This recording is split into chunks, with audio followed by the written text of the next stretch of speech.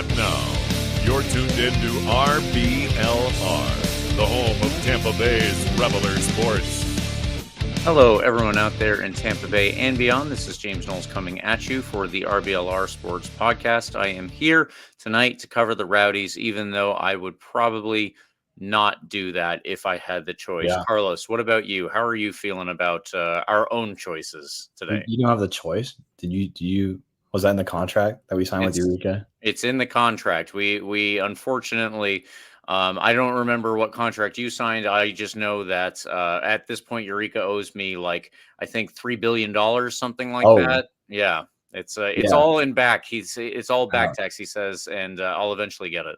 Yeah, I'm only on here because my lawyers advised me that I actually missed the part about it being punishable by death if I wasn't here. Oh wow. Yeah, Eureka has like some hunters out there. He's got some sicarios on hand, RBLR hitmen. That he sends. Yeah, it's pretty intense. I hope he's not listening. Yeah. So James and I, neither of us want to be here right now. So make for a great podcast. I'm sure you'll stick around for the whole hour. No, but for real, I mean, at Rowdies game, not a good time. Other things happened that were pretty fun. I was in DC for the weekend, finalizing a lease on my new apartment. It's gonna be so much fun doing adult things, and my job and whatnot. So new job up in DC. I'm excited to get over there in about a month. At least one more Rowdies game in me. If this hurricane fandango doesn't play out. Right. But yeah, that's happening too, James. There's a hurricane off the coast of Clearwater coming pretty strong on Thursday. Stay safe out there, folks. Go get your waters and whatnot. I got myself a couple packs of water, bottled water, just in case. You never know. That's it's happening, James. Keep an eye out on that. We'll see if we play the game on Saturday. I know the Rowdy Stadium has a tendency to get flooded pretty quickly. So that's not a good time. And it's right on the water. So, like Eureka said pre-podcast, who knows if it gets swept away, if it's still there when we pull up on Saturday. So I hope we can play. I want those Rowdies branded maracas, James. I really do. We're going to talk about that game regardless of whether we're playing it or not, because as of now we are.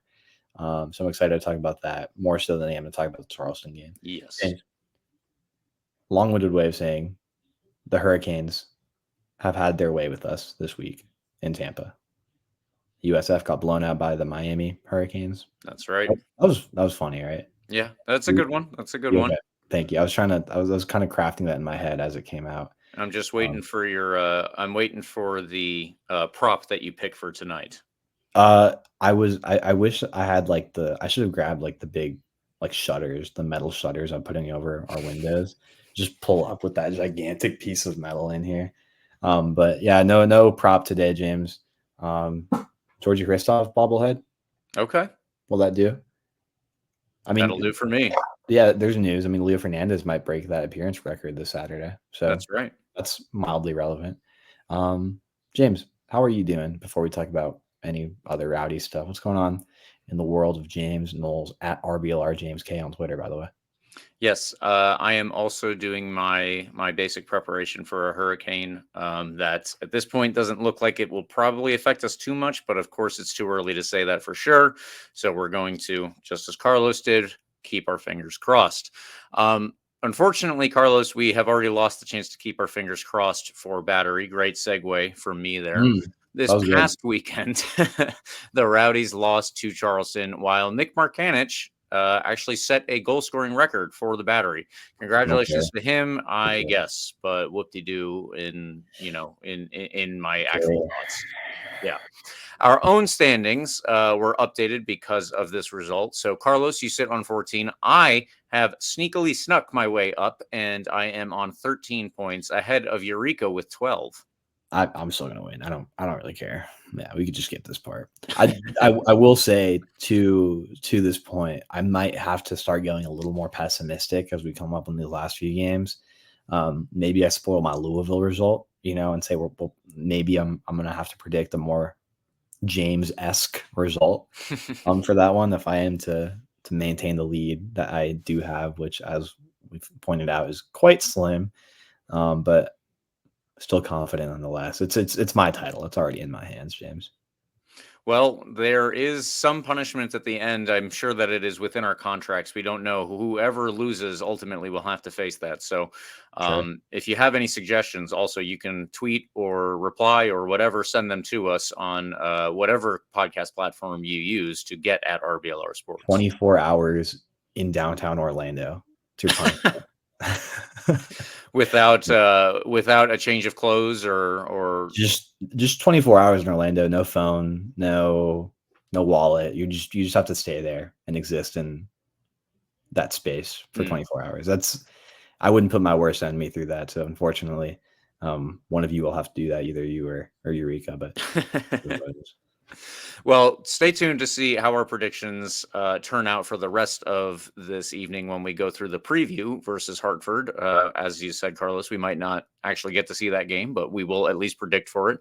That will be our chance tonight when we go through the preview. And I do want to say before we move on, thank you to everyone who joined us for our last watch party of the year, at least provisionally. If that changes, obviously you will hear about it from both Carlos, myself, and from Eureka on all of the different sources. But it was a good time. We actually went around and had a lively discussion about which problems the Rowdies were having and what was causing our momentary downfall. But yeah, we thank you guys for joining us not only this past Saturday. We thank everyone who joined us, all of our watch parties this year and in the past, and we hope that you can join us again in the future. Like and subscribe to us on YouTube, any major podcast platform, you know the deal, and of course on social media, whatever you use, we are there at RBLR Sports, and please check us out there too. Carlos, let's move on with the actual game that we have been trying to avoid for all this time. Let's get into the Charleston Battery quick recap. James, it's a long time ago that we won that home game against Charleston. Remember that one? Remember that game? Yep. That was what, 17 years ago or something like that now? Something like that. 4-2 win against Charleston back in July. Since that game, we've played 1, 2, 3, 4, 5, 6, 7, 8, 9 games and won 2. We're in a bit of a dry spell, to put it lightly. And this game was certainly part of that pretty poor run of form. At the hands of a team I really don't like to lose to.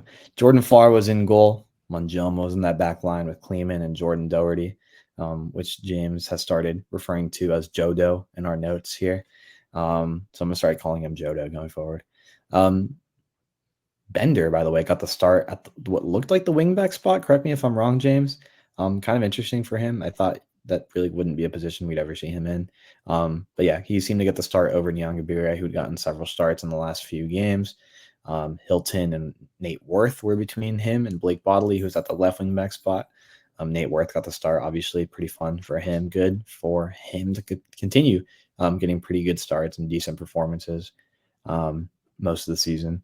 We got Cal Jennings up top, Emmanuel Arteaga, and Damian Rivera, the New England Loney. By the way, another New England Loney. I want to mention something about him later on. That was your lineup, James. Pretty interesting. A couple notes there, right? Bender getting the start when Nyangabire. Joshua Perez continuing to kind of come off the bench. Rivera getting another start. A few notes there to keep an eye on that were pretty interesting. A good lineup, certainly, that just didn't really play out well at all. Charleston scored very early before Mark Hannick had multiple chances. Again, Charleston scored, I think, in the 4th minute was that first goal. Very, very early on to put them up 1-0. Mark Hannick would go on to break the record in the 37th minute off of an assist from Eddie Manjoma, who headed the ball right to him. Yeah. I'm sorry, that was kind of a mean way to put that, but it's what happened. It is true. Yeah, and they came out again better than us in the second half. Mark Haney got another goal in the 60th minute to continue adding to that record. Again, so that he's at 27 goals. Pretty cool for him. Again, I don't really care, honestly. Hope he does well in Spain, but could have saved those goals for another day. And that's it. Kleemann scored a goal. Oh, that was the other noteworthy thing. Freddie Kleemann got his first professional goal in the manner we all expected him to, James. It was a beautiful half volley, just like we expected him to score. Yeah. Not with his head, because who would do that with his size? It was a half volley that put the Rowdies on the board. Certainly by this point, team was deflated. Everybody was kind of over it. ready to go home. But it gave the Rowdies traveling fans something to get a little bit excited about, or at least a goal to cheer while they made that trip. James, it was not a fun one. Certainly not a fun one. Our best shots were Lewis Hilton outside the box kind of rippers, which were nice to see, to be fair. He doesn't take a lot of those, and I wish he took more because clearly there's potential there for a lot of goals. But not conducive of beating a team like Charleston. And that's where we are, James. Standings update. If there was any hope of getting in front of Charleston, which there really wasn't last week, but the players seemed optimistic after that Pittsburgh win. Leo Fernandez was of the you never know attitude going into the Charleston one. I guess now we do. Yeah, now we we pretty much do now. There's still 15 points to be played. They're 13 points ahead of us. It would genuinely be like the biggest collapse in like soccer history if we were somehow able to overtake Charleston, which would be pretty funny, to be fair. First place mathematically out of reach now, if that was of any, curiosity to anybody. Louisville City is at 62 points with 28 games played. They actually did lose to Detroit this weekend, but again, doesn't matter anymore. Not that it did before, but again, mathematically out of reach for us, if anybody cared. Charleston Battery, 30 games played, 59 points. That's 13 points ahead of us, who have 29 games played and 46 points. Again, as I said last week, the interesting bits in the playoff race are going to be happening in this middle part of the playoff standings, because Detroit City is now only 1 point behind us, James. 1 point behind us, same games played. Yep. This was genuinely not in the realm of possibility for me last month. Even in the middle of our pretty bad run, I did not see Detroit kind of sneaking up on us in the way they have. But certainly a big win at home against New Mexico United, who, by the way, is the first place team in the West just last week. And another big win against the first place team in the East has Detroit in really, really good form in these last couple games. Keep an eye on them because they are in prime position to overtake us. I would not be surprised if that is the case, unfortunately. Birmingham Legion sneaking up behind them, 41 points from 29 games played, but again, a little bit further back. Keep an eye on the bottom part of the playoff standings, James. Loudoun United, Hartford, North Carolina, Indy, and Rhode Island are all only separated by 4 points for the last three playoff spots. So it's going to be really fascinating to keep an eye on that, because that is a very, very significant amount of teams in that bottom part of the playoff race, separated by only 4 and 5 points if you go down to Hartford and North Carolina, and even Pittsburgh somehow kind of still in the mix from 11th place. The only team that seems really out of it, Miami. Yeah, that would make sense. Yeah. But even Pittsburgh from 11th place with 35 points is still in the race, only 2 points behind playoff position, technically. Fascinating stuff. Okay. That's the Eastern Conference.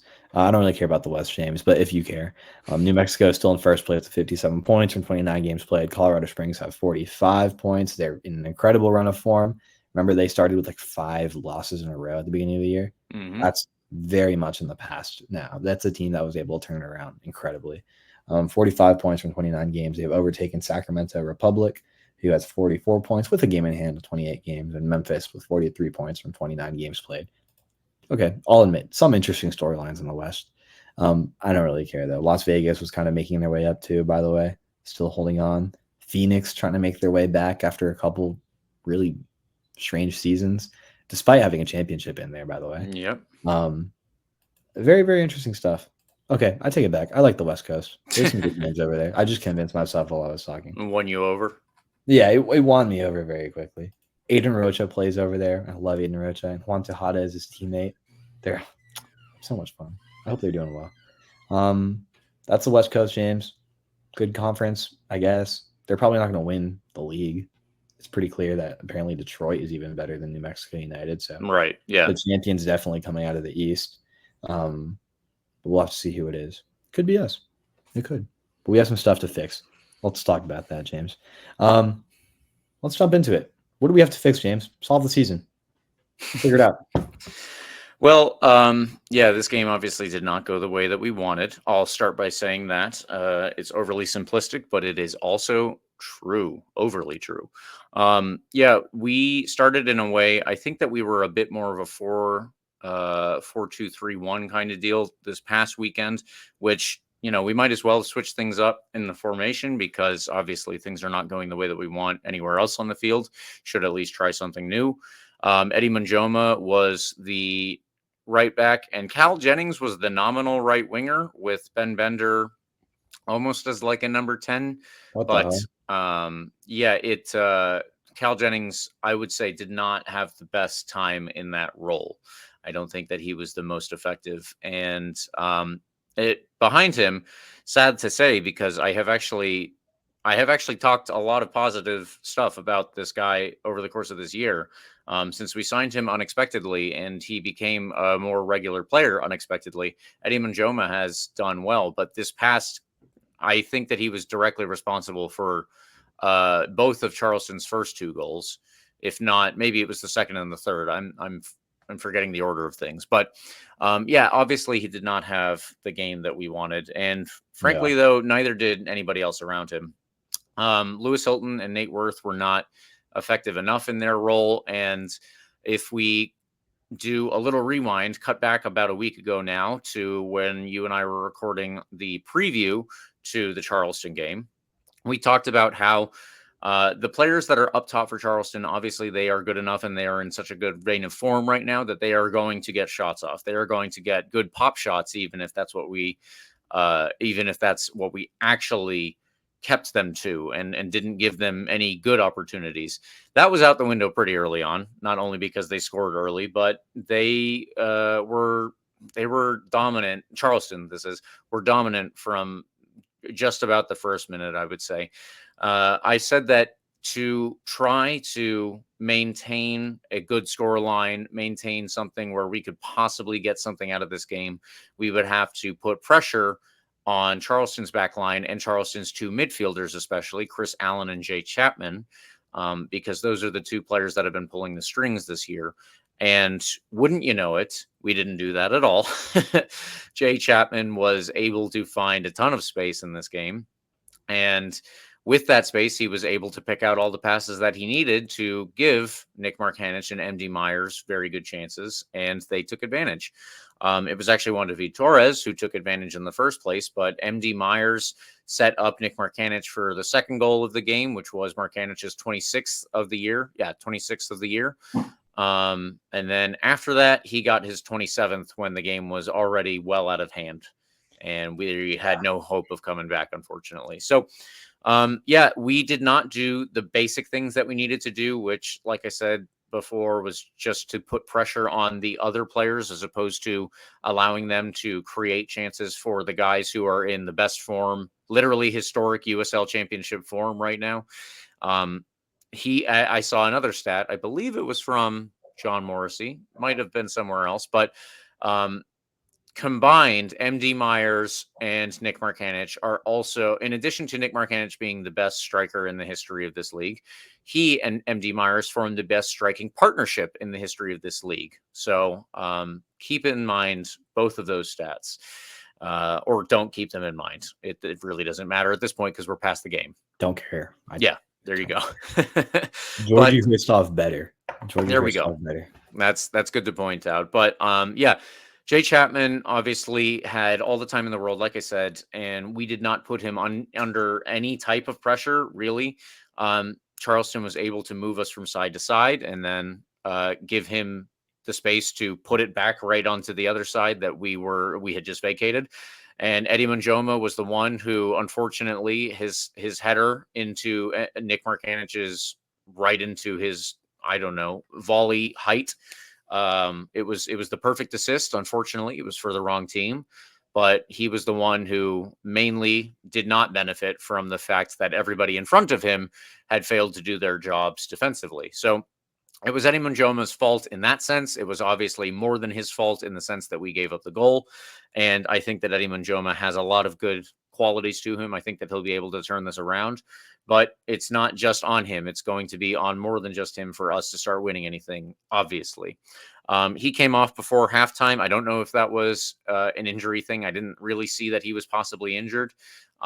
It might have just been a tactical thing, and I don't know if Pacific Nyangabire helped us out that much. I would like to say that he did, but I didn't really see that there was too much of a difference in the way that Charleston was able to boss the game after he came on. And obviously Markanich got his second goal, the Battery's third goal of the night after that anyway. So yeah, we never really looked like we were in it, in my opinion. And I don't know. It's just it was a tough night.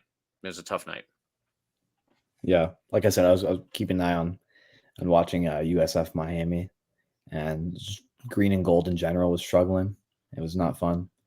So I was getting, like, when I was watching the USF game, and I wasn't watching the Rowdies game, I was getting bombarded with FOP mob notifications. Charleston goal, Charleston goal, Charleston goal.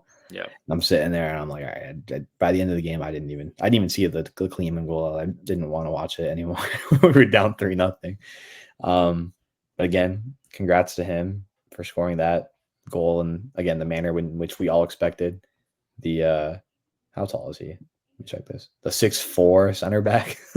Getting a nice flicked on volley. Exactly, a nice half volley, just like we thought his first goal would come. Yeah, so whatever. I don't know. Zane Bubb, by the way, came in later on. I thought that was kind of fun. Maybe he's just started. Kid's been playing well when he's come in. Yeah. Here's a question for you, James, because I didn't really know what was going on here.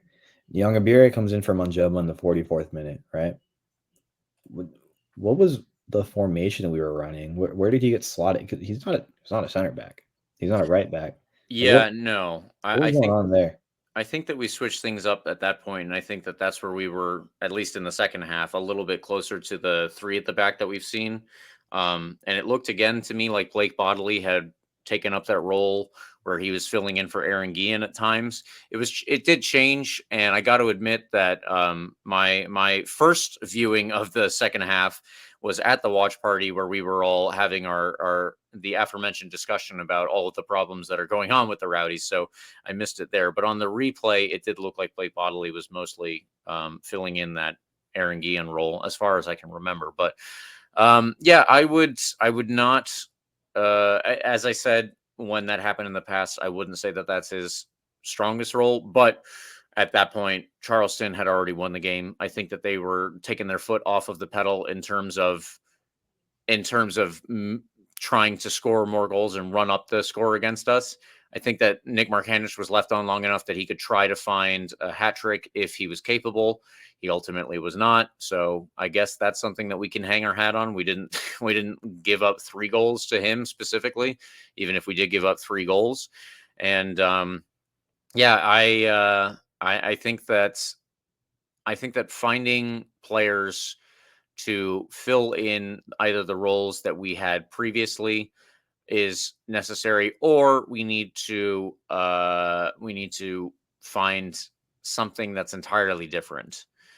And all of the conversation that we had over at Berry House, join us next time. All the conversation that we had there was about different problems that we've seen with the Rowdies, and it's not like anybody was incorrect, but it was also people naming a bunch of different things. So it's kind of there are a lot of issues going on. I guess that's kind of the best way to put it right now. Yeah, another issue. Sorry, I got like a what's the thing called, like a ring notification from like my dad's office. It's like, I don't know. Sorry, run around. This is why I went off screen really quickly. I'm like, hey, you should probably check your phone. I think someone's trying to break into your office, but that would not be good. Yeah. So that's also going on right now. It's a chaotic evening, James, in the Carlos household. Yeah. On that note, though, you know what else isn't going right? Actually, I have no transition. I was trying to think of something to say. The point is, James, I don't really know what else to say. I feel like we've kind of run out of talking points on like what we think could be happening. I'm sure it was a great discussion at Berry House with award-winning beer, by the way. And I'm sure it'll be a great time when we inevitably play on the road in the playoffs.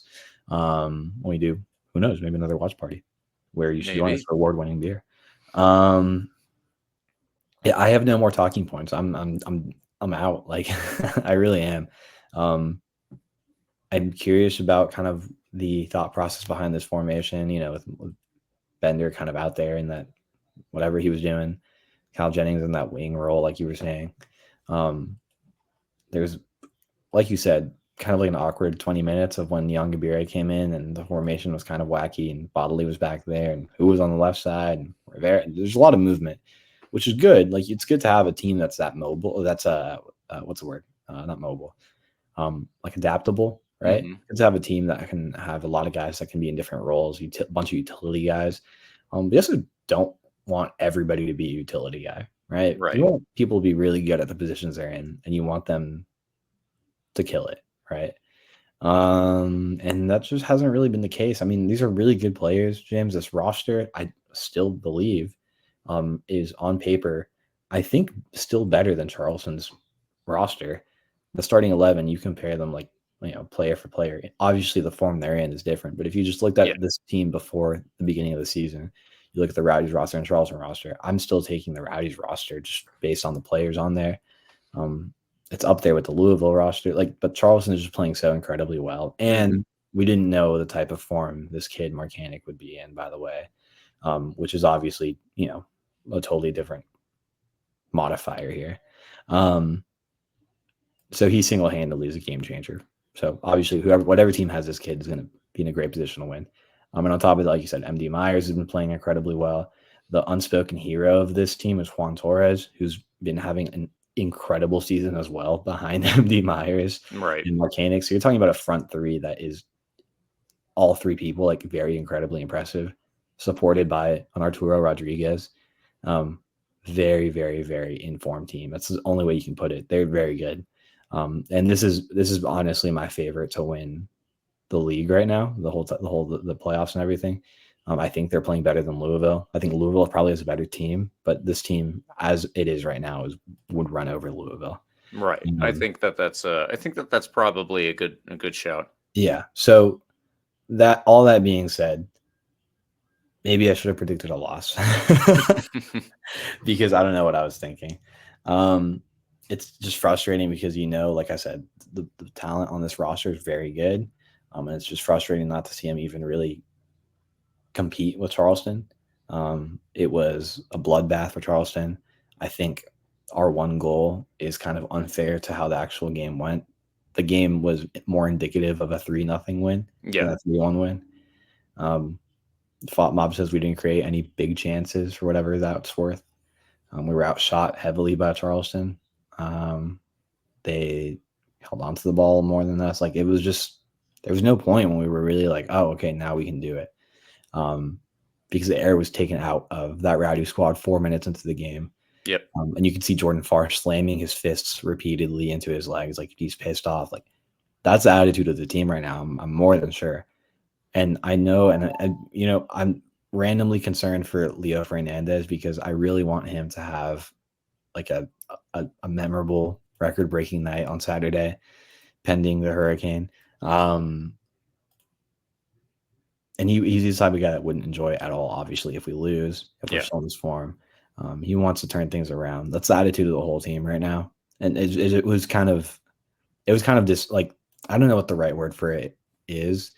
But I don't know. I don't really know how to describe it. But seeing like Jordan Farr, like, kind of, slam his arms over and over again into his legs, how pissed off he was. It was like, man, like, you could tell the team's angry. It's not like, obviously nobody wants to lose, but you could tell like these guys know they're not playing well. Right. And I'm sure that's pretty demoralizing. Yeah.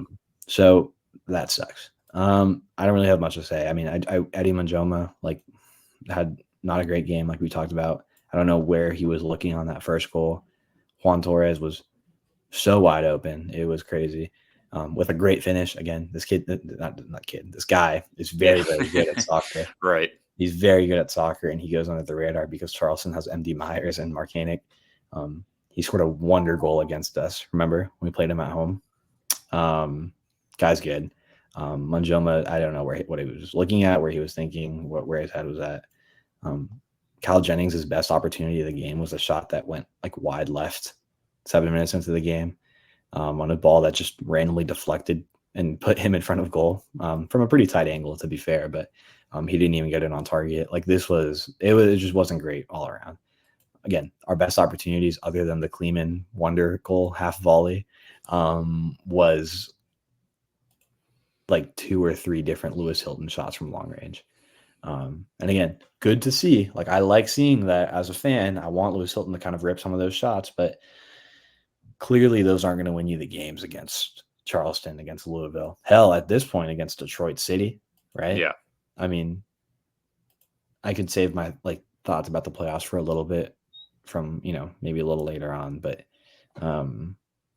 yeah, this is it's not good, James. I mean, genuinely, we're struggling against these really great teams, but we're also struggling against the teams that are still slightly below us in the table, right? We got pretty embarrassed by Birmingham, which is 2 spots behind us. Detroit has put up pretty great games against us at this point. Who else? Indy 11, we actually won against away. I don't know how that happened. And the teams coming up behind them are in pretty good form. So, I don't really know how that first round of the playoffs is going to look right now. Still a few games to kind of figure it out, but I don't know what else you can do at this point. You can't go out and sign some wonder kid right now. We certainly can't. This is basically what you got to work with. Yeah. And apparently we can just kind of go get people on loan randomly. I didn't know you could still do that this late in the year because we got Bender somehow. So apparently we can just do that. But I don't know. It's kind of frustrating. Well, it's very frustrating. I feel like a Charlie Dennis is kind of missed right now, that kind of guy in the middle. Who else? I mean, we can talk about plenty of players that are not here right now, obviously, but that's just the one that came in my head right now. Kind of the fire, that talent that he brings would be a nice jolt, but I don't know. It's kind of demoralizing, it's kind of, I'm at a point last weekend, I was genuinely way more excited about the USF game, obviously, against UM than I was about the Rowdies game. And I was like, okay, I'll put the Rowdies game on too. That being said, anything can happen in the playoffs. Maybe I'm looking too far ahead. Maybe we should finish wrapping up our discussion about this game against Charleston first. But Charleston is still Charleston, and they're very good. And I think they're going to win the league, right? Or at least the tournament, the league, whatever, separate things, depending on how you look at it. Right. I think they're winning the USL, is what I'm trying to say. So I'm not surprised we lost. Maybe our chances aren't the best to actually win the whole thing, but we should still be obviously banking on a good run in the playoffs and not a first round exit. And I think that's still I think it's still likely. Beating the bigger teams, more unlikely, but who knows? That's the beauty of soccer, James. Who knows? Again, where talent is incredible, our talent's incredible. We could do it, but we don't have much time to figure it out anymore. No. And that's the concerning part, because this is something we've said repeatedly in the last couple months. There's still time to figure it out, but now we're at a point where it's is there really? I don't know. Not really is my point. So James, I don't know. Bad game. Needed a little bit more from some of these guys individually. But overall, just nothing really there. Nothing. So feel for the Rowdies fans that traveled. I know they have a good time at Charleston regardless. So I'm sure they don't mind. I'm sure they had a great time. But I'm sure they would have enjoyed a win much more. Anything else on this game, James? Is there anything specific about the goals you want to mention? Because I think I got my little note I wanted to make about Majoma on that first goal. And the second goal. That was kind of insane. I don't know what he was thinking. And MD Myers just kind of stood there and headed it into the middle of the box for Marcanic to get his record-breaking goal. What happened on that third goal? Oh, yeah. I forgot Doherty got cooked on the third goal. Way cooked. I don't even know what happened. Doherty's a very good player. That's very uncharacteristic of him. He got worked by that Charleston player. And then another easy goal for Marcanic. Jordan Farr didn't have much of a chance. He didn't even dive for it. There's nothing there. Okay. Yeah, those are all the Charleston goals. Do you want to say anything about the Kleemann goal? Was there anything of note there? Or other, I don't know. It was off of a corner, but then it wasn't off of a corner. Like, Right. he was up there. Yeah. I did like his finish. Obviously, it was weirdly strong, something that you have noted a couple of times. But just to return to what you were saying really fast, there isn't a lot of. You mentioned how there is not a lot of time for us to figure it out, quote unquote, and a lot of good teams will find their stride right before the playoffs and then suddenly pick it up, and as they go through the Sure. playoffs they catch fire at the right time is the common phrase, and then they go on and win the whole thing. Please think of let's say Orange County in 2021. We don't have to think about them actually. No, we don't. You really didn't have to bring that up. But they are a good example. They caught fire and they went through, and unfortunately they did what we did not want them to do. But we don't have the time to catch fire at this point. Next Tuesday is October, which is honestly shocking to me. But that means that the playoffs are almost here. The spots for the playoffs are also almost set. The fact that we are so close to the teams behind us now, that's a pretty bad sign, actually. But it is so close to where we are supposed to be firing on all cylinders. There are teams who are firing on all cylinders. I can think of 1, 2, 3, 4. Shout them out. I was going to say Louisville, Charleston. Now, our upcoming opponent, Hartford. I would probably also include in that New Mexico, and maybe 1 or 2 other teams out west, like Oakland or Las Vegas, are doing relatively well. I don't know if they're totally on fire the same way, but yeah, we're running out of the ability to turn this around in a timely manner. With I'm throwing Detroit into that. Detroit's in that mix as well. That's actually a very good shout. They just obviously beat Louisville, so leaving them out is probably not the best idea. Detroit, just again, I mentioned them earlier. They beat New Mexico, top team in the West, for whatever that's worth, and Louisville. Both games, I don't know if this is. I mean, I think it's important. Both games were at home, and Detroit is not in a position to go away to, or Detroit is not in a position to host either Louisville or New Mexico, given their spot on the table.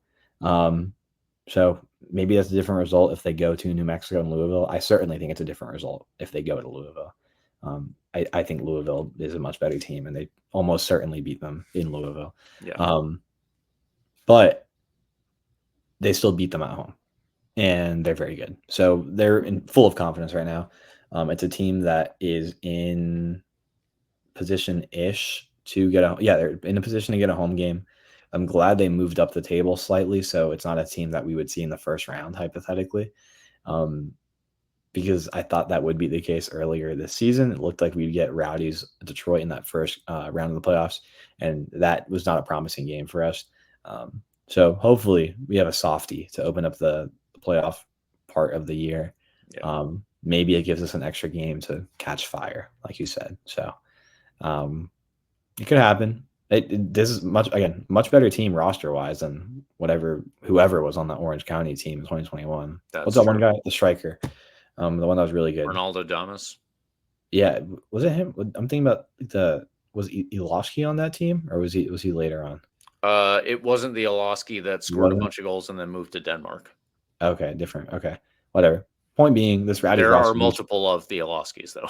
Are there really? Yeah. Wow, that's confusing.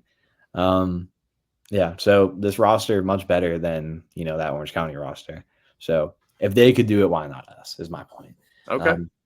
It's a beauty of sports, James. Anything can kind of happen, and soccer is one of the sports that I feel like is pretty prone to upsets, just because it's such low scoring, such a low scoring affair. Yeah. So I don't know. Whatever. I can keep ranting about what our postseason will look like. I think we can save that for after whatever our last game of the regular season is. So I don't know. I'll shut up. That'll be a good time for it, because we will know at that point who we're playing, but we might have some time to cover it before we actually have to do the preview. Yeah. Either way, that leaves us with one more thing to cover for this game. Carlos, that is our man of the match. I think that we picked the same person, so I'll just let you say who it was, because there was really no other option. What if I say the first name, you say his last name? Okay, there we go. All right, Josh Perez. That's him. Man of the match, Josh Perez. Yeah, he was he got an assist, and he's pretty good at soccer. That's about all. I mean, he made an impact. Like, he made an impact coming off the bench. Again, I mentioned him when we were talking about the lineup because he wasn't in the starting lineup. Despite getting lots of starts throughout most of the year, in the last few games, we've seen him kind of coming off the bench. Damian Rivera has gotten a couple starts. A couple other players getting in. Like, long story short, Joshua Perez has been coming off the bench. Doesn't seem to mind it too much. I don't know. I haven't asked him. And he's still putting in good performances despite that. So I think that's pretty admirable. It's kind of tough to get like yanked off the starting lineup like that. But he's still doing well. So good for him. Congrats on the assist. Like, it was a good ball. It was actually a really good ball. So yeah, good game. I don't know. We lost 3-1. I don't really know what else to say. It's not your fault, Josh, if you're listening to this. You had a great game. That's why we're shouting you out. I love you. That's it, James. Whatever. More importantly, James, speaking of goals, we have some of those. Oh, okay. Buy our merch. That was a bad. I don't know. I really got to work on this. You'd think at this point in the year I'd have some of these transitions down. Shop.rblrsports.com, James. That's where you should go, because liking and subscribing is free. But if you need some new threads and you want to support this podcast just a little bit more, go over to shop.rblrsports.com. Check out all the cool designs that have been cooked up over there. The link is in the description of this podcast, and use promo code COYR. That's COYR for 10% off, James. Some cool stuff in there. Again, not just Rowdy stuff. There's Lightning stuff, Buck stuff, Rays stuff, Sun stuff. I don't know. I know the Rays weren't in great position to make the playoffs, but if for whatever reason they do, now's a good time to buy merch. Buck season just started, buy some merch. Lightning are underway in just a little bit here, buy some merch. And the Sun, full swing, by the way. Go get some Sun merch as well. Shop.rblrsports.com. COYR for 10% off. James, we may or may not play a game on Saturday. It really is up to the whims of what my Incan ancestors referred to as Pachamama, Mother Earth. We'll see what she's got in store for us on Thursday. Good callback from Carlos. Yeah, if she's merciful, if Pachamama is merciful to us, Leo Fernandez could break the record on Saturday at 7:30 when we host none other than Hartford Athletic, a team, James, which you have said is in fantastic form, if I'm not mistaken.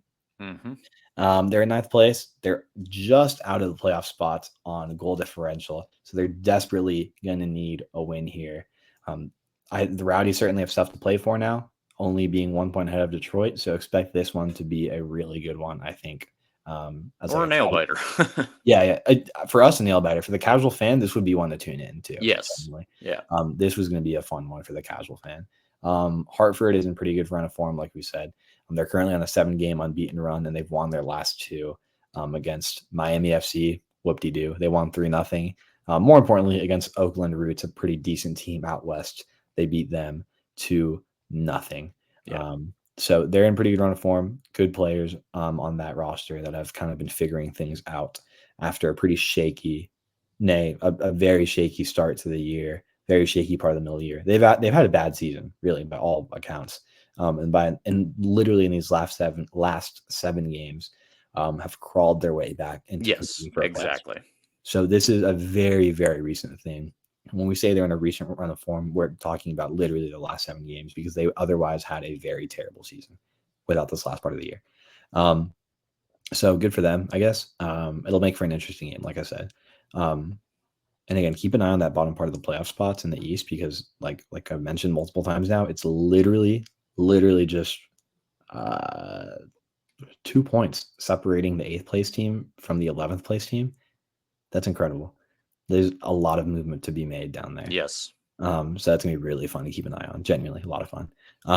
Be watching a lot of soccer in the last part of the year here.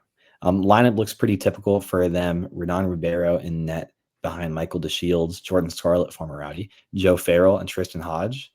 Beverly Makangila and Marlon Hairston should be up as the central midfielders behind Danny Barrera, Marcus Epps, USF legend, and Emmanuel Samadia. Up top, we could see Mamadou Dieng, Mitchie and Galena has been out for 3 games. James, is that a pretty big loss for them? Generally, Mitchie and Galena being present is a huge win for them. So I would say that the opposite is also true. There you go. There you go. Some logic there. My logic professors from freshman year would be very pleased with that. Oh my God, there's a term for that, but like the inverse statement. I don't know. That class has been a long time ago. Okay. Dieng has 9 goals on the year, while Engalina, that makes sense. He has 8. So again, a pretty big loss, as James said, for Hartford not to have this guy here. Samadia and Galena and Epps are all the chance creators, but not a ton of assistance for this Hartford team. So all that being said, you look at their roster, you look at their overall year. This should be a pretty winnable game. We're playing at home in the humidity. Hell, we could be playing underwater. Who knows? Do you think that would help or hurt us? I think that would hurt us, though. I'm not going to lie, James. I think it'll even the playing field out a little bit. I've never thought about how underwater soccer would look. But there's been some games where I think, man, like this actually feels like what was the Christian Ortiz game, right? In the U23 tournament. Yep. That was literally the first half of that, you could not see the field. that game was played underwater for all, intents and purposes. So not unprecedented, I guess. So if we do have the hurricane, Christian Ortiz starts, is what you're saying? Yeah, he's got the most experience in underwater soccer, so he could definitely get a goal in this one. James, all that being said, winnable game. I do hope we play it. It's Hispanic Heritage Night. They said that the Hispanic Rowdies players and staff curated the playlist for the night, which I think we should be including like Bad Bunny and various other Hispanic artists regularly, but I'll take that up with Ryan Sudol. So I'm excited for the ambiance we got going on pregame. The $5 seltzers, the tequila seltzers we got going on pregame. Shout out Mexico for giving us tequila. What else? Oh, of course. How could I forget, James? The Rowdies branded maracas to the first 2,000 fans through the gates. That I cannot get over how crazy a giveaway that is, by the way, for Hispanic Heritage Month. That's it's like a little too on the nose, but I'm still all for it. Like, are you kidding me? A Rowdies branded maraca. I will be there no matter what. Even if there is a hurricane, I will go and find wherever those maracas are. James, maracas out of the question. How do you think this game goes? Assuming it happens, assuming Hurricane Helene drifts out west a little bit more. Yes, I wanted to talk about how Hartford will focus on playing through their wingers, and that is true. But I actually read through John Morrissey and his Substack, which everyone should also subscribe to, that there is a bit more nuance than just they're going to look to play through their wingers. So I might as well read this for you guys. It is perfect the way it is written, and I cannot make it any better.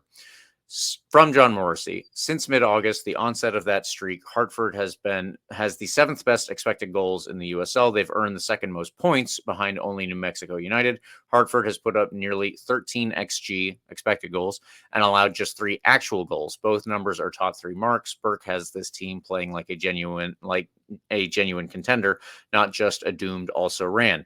The system hasn't changed all that much, even as Hartford has improved. This club still runs a 4-2-3-1, still relies on their wingers to spearhead the attack, and hasn't really altered their passing profile. What has changed is the cohesion of their midfield and the rise of Mamadou Dieng. So Mamadou Dieng is their striker right now. He actually started filling in for the striker position when they got rid of Romario Williams, sold him to Indy 11 because he wasn't doing that well. And since then, he's honestly just gone on a tear, and he's doing very, very well. He is somebody that we are going to have to keep an eye on as fans, I guess, but the Rowdies players are going to be the ones that have to actually keep an eye on him and try to prevent him from scoring. He creates space for the rest of his teammates to be able to play the ball around and, draw the opposition here and there and everywhere so that they can put themselves in better positions to score. So that is what we're going to have to keep an eye out on, Mr. Dieng. In the meantime, though, I still think this is a winnable game. I still think that if he is the main point of their attack, or not the main point, but the main benefactor of all of their attacks, then we should be able to hopefully rein him in. And I'm going to give us a 2-0 win in this one because I still think that we should be able to handle it. But as we've seen, there are a lot of caveats recently. So hopefully that is not incorrect. Would it be lame if I also take a 2-0 win? Would that be kind of lame? It would not be lame. But you might be risking some points for yourself if they get obviously something else. And then I could be right up next to you. I would also be guaranteeing my lead. Is that kind of a strike? If I just copy your prediction for the rest of the year, I win, right? That's how that works. Unless Eureka overtakes us. Well, at some point I'm going to have you guess first then. Yeah, that's true. Yeah, I feel like that would be unfair. No, I actually was thinking 2-0 to be fair, but I'm going to switch it up just for the sake of not predicting the same thing. I'll say we win 1-0 because I could see that happening too. We're not in great form, but I think we still shut out this team. Did we say Eureka's prediction? Have we said that yet? Eureka? No, I don't think we did. He said a 3-1 win. Eureka's predicting a 3-1 win. Again, that was my other prediction in mind. So all three predictions here: 1-0 win, 2-0 win, 3-1 win. I think are all it will be one of these. Absolutely. It will absolutely be one of these. So someone is going to make a pretty big jump in the standings because one of these scores will be correct. We're gonna win. And Hartford will lose. Logic 101, James. We were just talking about it. That's how that works. So I don't know. We will see how it goes. I am pretty confident. I also think it's pretty funny that Ramari Williams is on a tear right now for Indy. That was a guy, by the way. I remember in the offseason, he was a free agent. And I was telling us, hey, get him on the Rowdies. The guy's just consistent. He really is. So maybe just needed a bit of a switch up. Get out of Hartford to kind of find that form again. And it seems like he has. Good for him. I actually really like him as a player. Really fun to watch. But he's not on this team anymore. And who did we just say is out? Mitchie Ngalina's out. It's going to be a really good game, though. So we're going to win. Shoot, man. Wait, now I feel... this could be a barn burner, too, by the way. It could be an insane one. It could be 3-2 or 4-3. 3-2.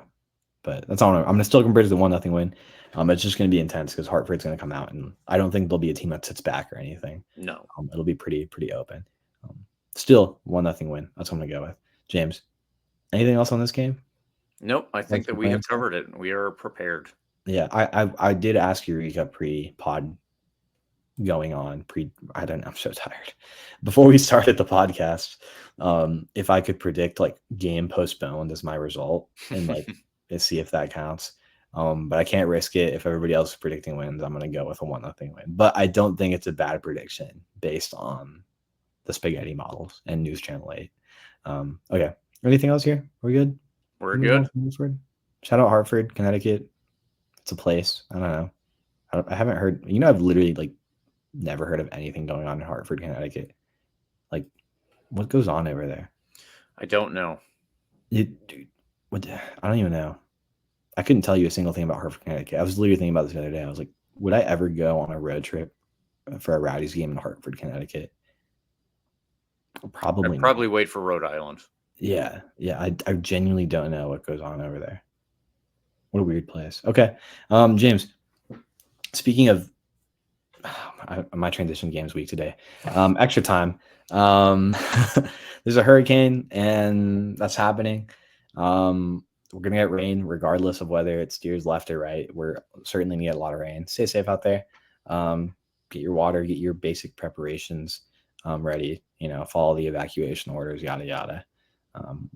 We've been through this before, James, a million times. We're very much kind of in the rhythm at this point as Floridians. So I think it's good to, just reiterate to everybody with what little voice I have over the general public to follow your evacuation orders and stay safe out there. I hope we get to see all of you on Saturday and that the game is played. But if it's not, we will see each other very soon. And again, hope it's Saturday. I did want to mention one more thing, James, that I saw very briefly on Twitter about this Ryan Spalding bit. Do you see this? We talking about this a little before we started recording. Mm-hmm. This is just really fascinating. I didn't really know where to put this in. We could have mentioned it like earlier on when we were talking about the lineup and we are talking about New England stuff, but it seems like extra time is just kind of the most appropriate place for it, right? That's fair. Yeah. This is according to a New England Revolution reporter. Just interesting tidbit here. Caleb Pongratz 10 on Twitter, at Caleb Pongratz with the Z at the end 10.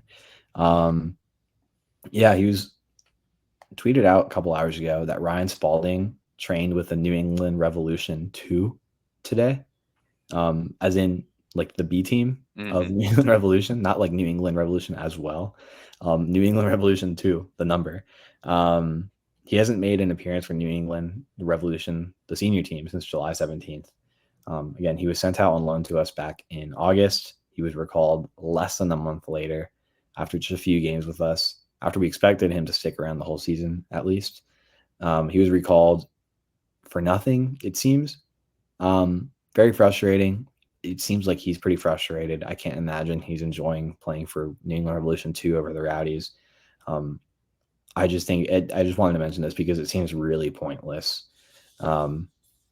This guy, Caleb, also mentioned that on August 19th, when he reported that Spalding was initially going to be sent out on loan, he was going to be loaned and trained full-time with New England Revolution 2. However, Spalding declined back then and chose to go on loan to the Tampa Bay Rowdies. So it doesn't even seem like something that Spalding initially wanted to do. Wanted to prefer a loan to Rowdies, who wouldn't want to be down here in Tampa Bay. Gets recalled and gets immediately sent out to train and play with New England Revolution 2. Yeah. That's insane. I like genuinely clueless of this club. I don't know what the hell they were thinking. Makes no sense to me. I'm not a sporting executive, but I just don't see how that makes any sense. And it's really frustrating because that's a guy that, has enough talent to influence a game and would certainly need someone like that for the playoffs. So yeah, throw that out there. Check out his tweet. You could see what he was saying, like word for word, at Caleb, CALEB PONGRATZ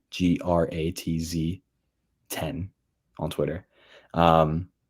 Really interesting stuff over there. I genuinely am kind of like at a loss for what the thought process was there.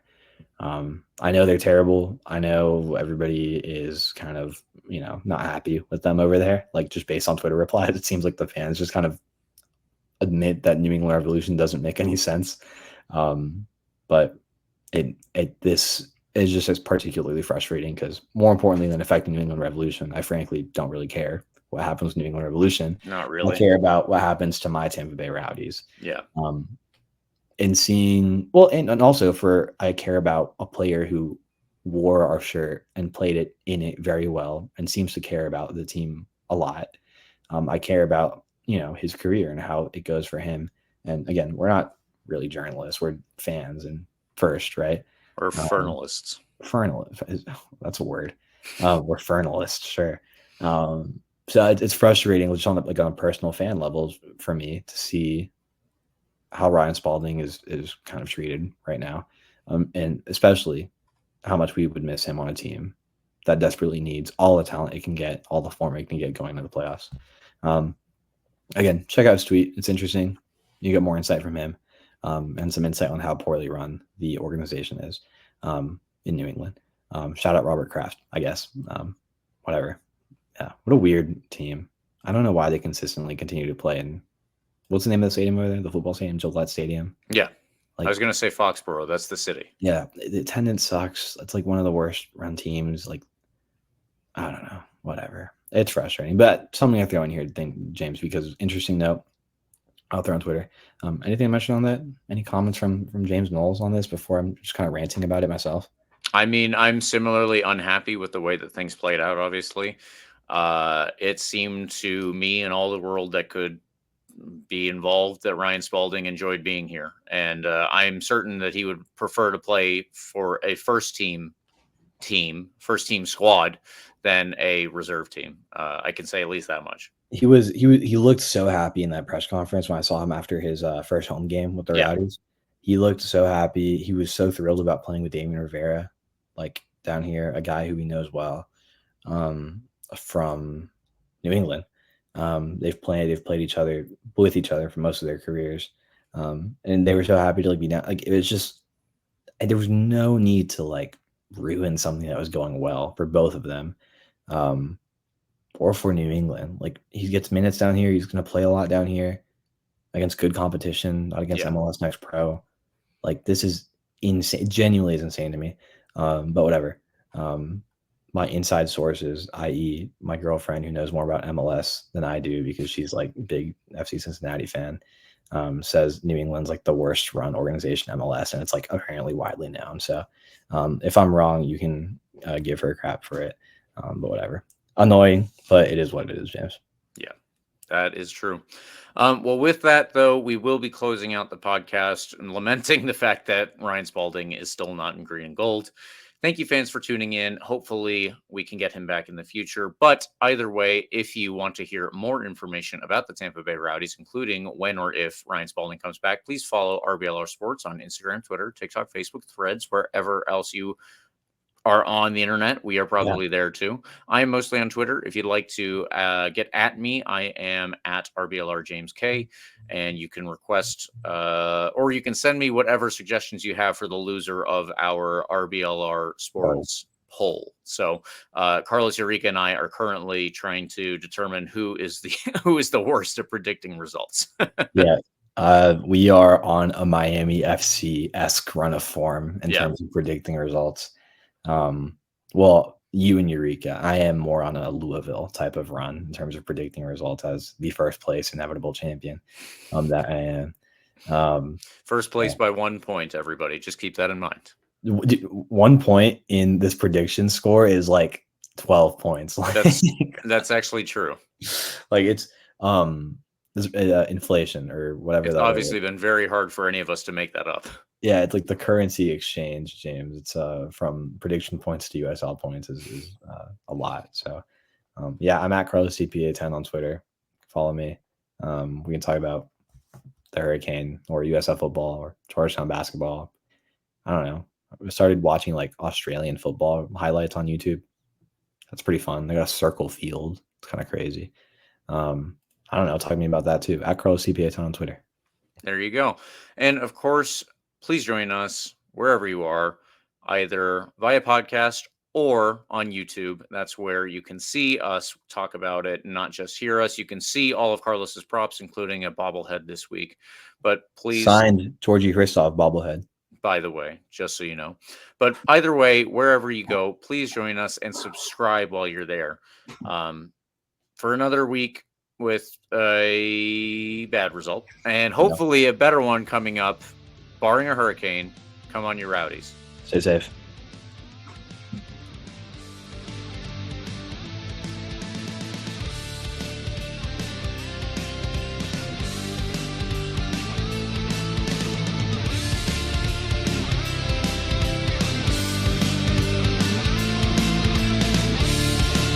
Thank you for tuning into this presentation by RBLR Sports. On your way out of the stadium, please remember to like and subscribe.